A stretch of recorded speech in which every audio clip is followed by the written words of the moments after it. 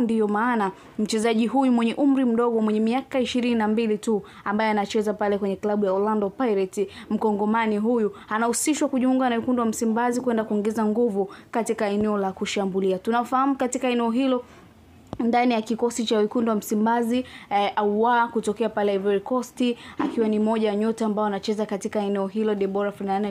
Deborah Fernandez na anacheza katika eneo hilo.